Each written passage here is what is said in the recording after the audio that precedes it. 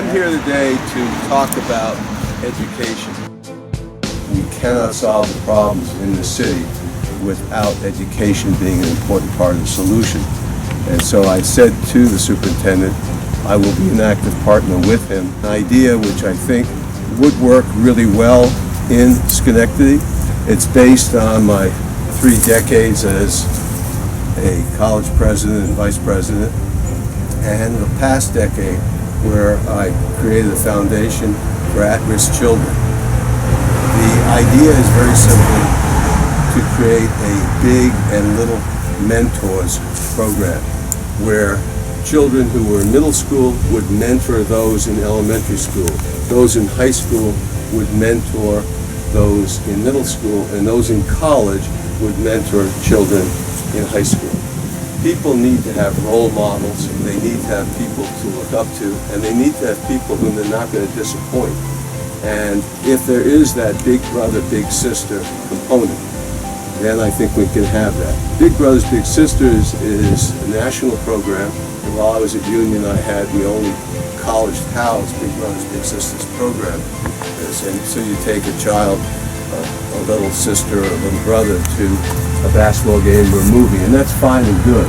But there's a real opportunity to deal with education. We have a major problem in this city.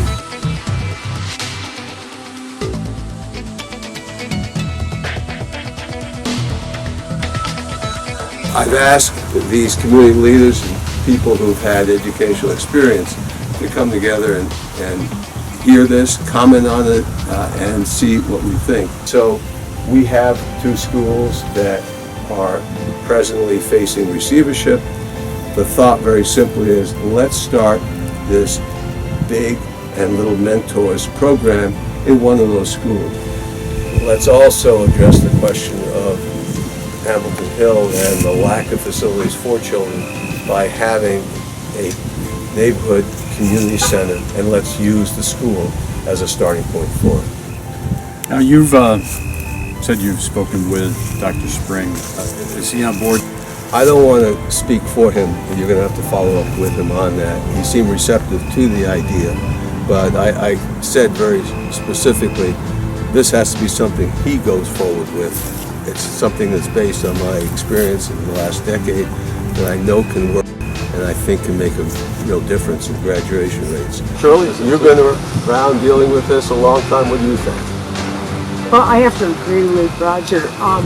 I think one of the things we need to realize is that children are our greatest commodity that we'll ever have.